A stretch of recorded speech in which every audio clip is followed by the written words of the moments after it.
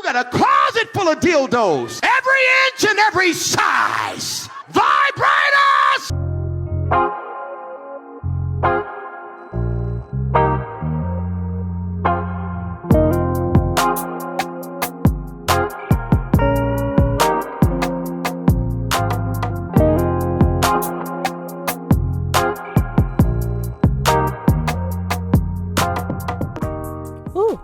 Hello again. Almost forgot my intro dealing with that. This is Joy Donaldson, and thank you for tuning in to Ready for Round 2, the podcast where we allow ourselves to go multiple unapologetic rounds with or without the vibrators in our sexual recovery, reclamation, and renaissance. Again, I am Joy Donaldson, certified sexologist, survivor of both people and religion, as well as a solo sex enthusiast. If you have not figured out what we are talking about today, the Black church sure has made vibrators, suction toys, dildos the hot topic on the pulpit as of late. Recently, I saw a Black male pastor talk about how so many Black women allegedly are making the rose so much of a friend in their life that they are refusing to go see their actual in-life friends. So much so that he decided to bring a rose onto the pulpit to illustrate his point, as well as found a porn mag. I have so many questions that I know will not have good enough answers because it's all nonsensical. It's all an argument for nothing. But let's get into it. Why has the topic of self-pleasure and pleasure overall become such a huge deal? When did this become the horse that needed to be dragged out onto the pulpit and beaten within an inch of its life, even though it's already dead? How do we and did we keep circling around to this point? And how illustrative do we have to be, or do we have to succumb to for some male pastor that's on the side of TikTok that he's upset that his algorithm showed him, even though the algorithm shows you the things that you view the most, went onto that very TikTok to go find topics, whether it's being upset about bongos, being upset about roses, being upset about dildos. It's very pointed, and is always pointed towards a sexually reclamated woman. Because I've never seen a fleshlight up there. Have yet to see a pocket pussy. Like, it's always the women's that have to come to pay penance at the altar of a bunch of dudes that are intimidated by something that charges within an hour. And I'm beyond asking why. Because I know why. Because we live in a patriarchal society. So I know the why. The funny thing for me are the hows, the whens, the wheres, and the who. The who's are easy. It's always a man who is wielding a Bible as a weapon, telling someone, anyone that is not a cis het male, that anything they are doing with their bodies is seen as evil, is seen as demonic. So much of what we have been shown and drawn out of us if it goes against somebody else's delicate sensibilities, it is demonic. The where is showing up on Sundays in your Sunday's best, being assaulted visually with a man grimacing at the idea of a woman getting any sort of pleasure outside of him. The how, again, looking on social media, looking at trendy topics, you in the shade room comments, hoping that you don't accidentally like anything. That's the how. And the when. When do we begin to actually have the deeper questions of why we are so afraid of our bodies, and even farther, why we are afraid of other people's bodies doing the things that we are afraid of? When are we going to have that conversation? When are we going to dig deeper into that headspace?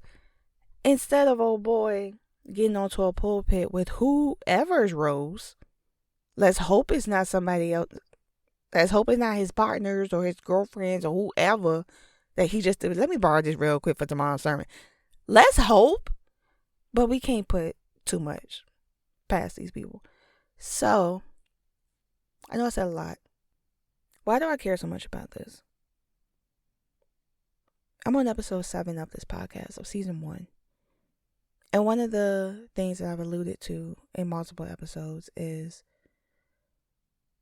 the politic of self-pleasure, the radical acceptance of our bodies in which pleasure can be enacted, pleasure can be played upon, pleasure can be played with, and how that is such a radical expression of self.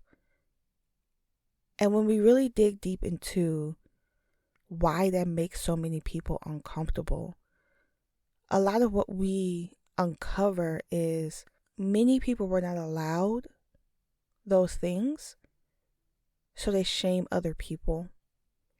Many people, particularly people with penises, nothing was really said to them to put them in a space of shame outside of the evangelical spaces, and even if we go even farther, going into the trad modern man spaces, where a lot of them have made these exaltations of putting away or putting aside any sort of self-pleasure, any sort of masturbatory connection with themselves, because there's a belief that if you hold on to that, you can siphon it and use it towards something else without really digging deeper into what happens when you do that, how your body responds when you deny it of something that is natural, and the weird way that that is spun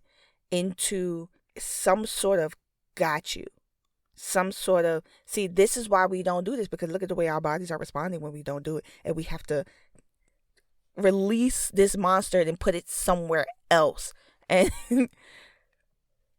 can it, bottle it up, put that energy elsewhere, when the energy usually is turned against someone that does not look like them, that is of a different body type than them, of a different biology than them, that is then turned against them, because that person is free and is showing how free they are. And this other person has taken a vow of self-celibacy for a cause that tends to be futile, but is looked at as noble.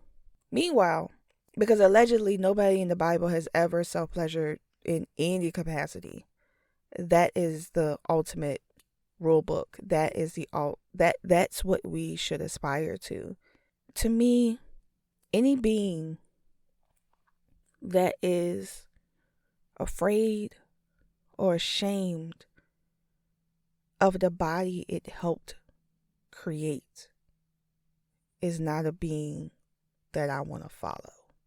Because if we're really digging deeper into being images of God, yet this image, I've been taught time and time again to be ashamed or embarrassed or disconnected from, because it does something that some person in a time far, far away didn't have the language to describe. And someone else took that and went, oh, so this must be evil then. And so we fast forward to 2023 watching preachers bring roses and dildos onto pulpits, and then have many of the women that are being chastised in those pews laugh along with them, with no thought to, if they happen to have any of these things in their arsenal, now someone else has attached shame to it. And that sucks. Many of us know all too well how it feels to be called out from the pulpit. Whether you shared something in confidence and you hear it laced into a sermon, or some tall tale that the minister that is visiting, or the most popular one because he has a big IG following, continues to spout, and you hear and feel it connect in you in a way that hurts. And you can't go to that person to say, what you said bothered me. Because if you say that, you're then giving room for that person to infer that it's bothering you because I was talking about you. It's bothering you because you're not living right. It's bothering you because it hit something in your spirit. No regard to, well, let's talk about why it's bothering you. Because that requires more deep diving. That requires more communication and the ability to be able to communicate more widely than one or two sentences of how this person must have been feeling that way because they doing something that this other person deems is not good. So that's the end of the conversation. That's not enough. And too many people walk away with guilt and are racked with a stigma that tells them that them exploring their own bodies with or without a toy, with or without assistance, is shameful, while at the same time being expected to please this imaginary partner that may or may not show up. Or worse, you're in a relationship, you're in a marriage with someone who is so disconnected from themselves because they were not allowed to explore themselves. So nobody knows how to tell the other what the other likes because nobody knows what they actually like. But if they pop up with a baby, they make a brood, they're doing it the right way. They have come in exactly under that umbrella of Christ, husband, wife, children. There's no pleasure often in those spaces, just duty. But then what? What happens when the long-term impact of denying yourself heaven, those chickens come to roost? What do we do then? And how do you begin to incorporate discovery of self after recovering or in recovery from religious dogma and what some unoiled pastor had to say on the pulpit? I prioritize my own joy, my own well-being, my own pleasure. And it makes it more impactful because there's someone somewhere that was like me, struggling, scared, worried that something awful is going to happen because I let a few fingers slip between my own skin and the fabric that sat between it. I prioritize my own discovery. And how did I get here? A big part of it was looking back on what I was taught, looking at it from a larger standpoint, a bigger picture, and realizing that a big chunk of it, when it comes to self, is so violent. It's so ugly. It's so antithetical to this same Bible that is telling me that I am because God loves me. One of these things has to be wrong. One of these stances has to be incorrect, because they both cannot exist in the same space. They can't. And so we have the option of choosing one or the other. And what do I believe? I don't believe we are called to this earth, or we make our way to this space. We decide to reincarnate into this timeline. I don't believe that we come into this space refusing pleasure, letting a hug linger a little bit longer, that feeling of after two lips disconnect, and the air that sits in between when you open your eyes to find that person that you just shared that moment with is staring back into your soul. You cannot tell me that that is something evil, that that is something that I have to deny myself because of the fear that those things can be a gateway drug into sexual impropriety. Meanwhile, I'm still supposed to make as many children as possible and be fruitful and multiply, but not be able to enjoy my own fruit. My favorite fruit are strawberries. I also love pineapples. I love mangoes. I love anything that has a little bit of a twang to it, a little bit of tartness to it, because to me that gives us some bite. So you're telling me that I can't know my own flavors. I can't know my own umami about myself, but I'm expected to make sure that the flavor is always right for someone else, specifically someone who decided to put a ring on it. That doesn't sit right with me. And so many of the pastors that are going way too far with their teachings are also the same pastors that will charge hundreds of thousands of dollars to tell women that show up to the conferences, that work the conferences, that they aren't doing enough to go find their Boaz. They aren't doing enough. They're too busy being Bathsheba. And that's why she lost her son. She's too busy being the woman by the well, and that's why nobody want to fool with her. She's too busy being Hagar, and just there's no room for her. You sign up for these conferences to be browbeaten and destroyed. You walk away with your tote bag and your pen and tell everybody how great the conference was, but you were emotionally decapitated. And we go back on Sunday to have it happen all over again in a shorter form, albeit free, give or take a tithe or offering. And we're expected to be okay with that. That's enough. I'll say it again. Any being, any God, any source, any higher power that has instructed me to be afraid of myself when I am made in its image is not a being I want to follow.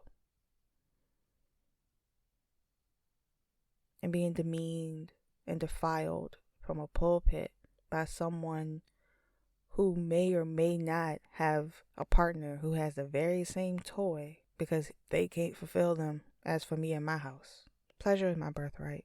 The tools I have for my pleasure that take up space in my chest, the ones for clitoral stimulation, the ones for vaginal stimulation, the ones for dual stimulation, the ones for anal stimulation, the ones for nipple stimulation, the ones that are solely there to make sure that all things around me are clean and taken care of, the things that provide sustenance, the things that scratch an itch, the things that get me where I need to go, the things that put me to sleep, the things that I welcome when I want a taste of my own medicine. I go to that place. I go to that, and I am my own altar. So I carry with me the honey and the offerings and the libations that pour from me when I am worshiping myself and the things in which I am proud to hold in my hands because I fought to be able to get to this place. And no one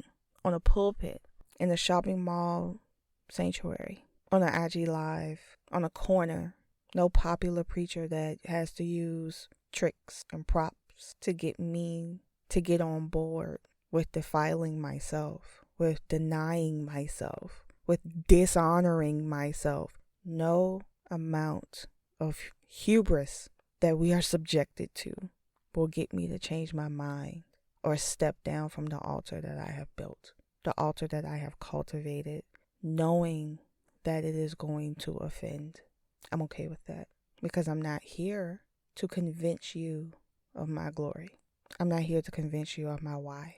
You just see it in the glow in my skin. You see it in me not being as stressed as I was when I was denying myself. Me having a way softer walk and bounce about me. I'm genuine. I'm self-satisfied. And I'm grateful.